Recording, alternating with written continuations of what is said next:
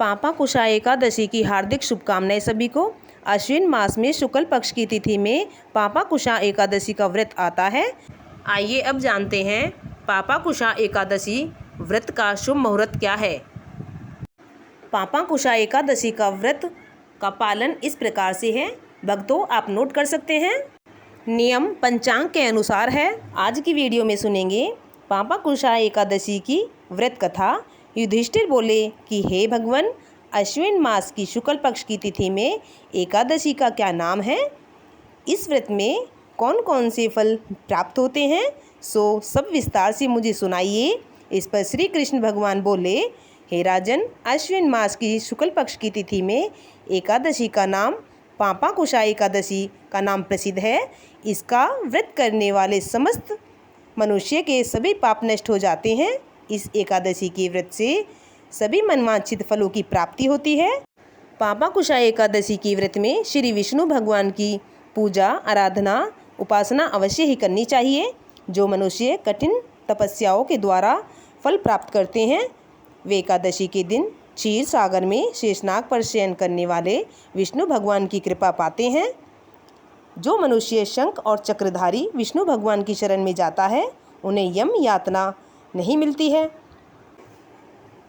जो मनुष्य विष्णु भगवान की श्रद्धा से, निष्ठा से पूजा पाठ करता है, उसकी सभी मनोकामनाएं पूर्ण होती हैं। जो पापी मनुष्य अनायास इस एकादशी का व्रत भूल से भी कर लेते हैं, उस मनुष्य को यम के दुख नहीं सताते हैं। जो विष्णु भगवान भक्त शिव जी की निंदा करते हैं अथवा जो शिव भक्त विष्णु भगवान की निंदा करता है, वे मनुष्य नरक को अवश्य ही जाते हैं। 1000 अश्वमेघ यज्ञ 100 यज्ञ का फल के बराबर एकादशी के व्रत के फल में 100वें हिस्से के बराबर भी नहीं होता। अर्थात एकादशी के व्रत के समान संसार में अन्य कोई दूसरा व्रत नहीं है।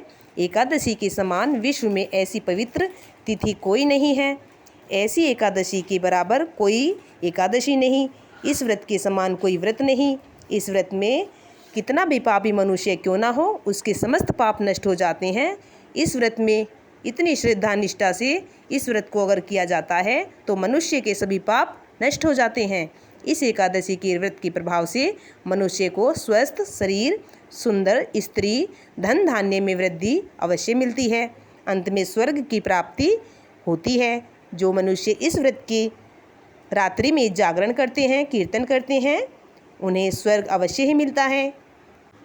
जो मनुष्य इस एकादशी का व्रत बड़ी श्रद्धा से, निष्ठा से करते हैं, उनके मातृ पक्ष के 10 पुरुष, पितृपक्ष के 10 पुरुष और स्त्री पक्ष के 10 पुरुष विष्णु भगवान के वेश धारण करके अथवा सुंदर आभूषण के युक्त होकर गरुड़ पर सवार होकर विष्णु लोक को जाते हैं।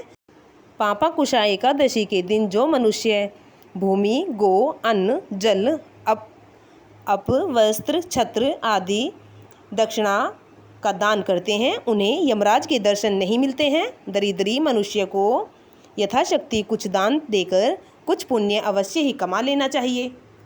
जो भी मनुष्य तालाब, बगीचा, धर्मशालाएं, प्याऊ, अन्न बनवाते हैं, उन्हें यम के दुख नहीं मिलते हैं। मनुष्य इस लोक में स्वस्थ और दीर्घायु वाले होते हैं।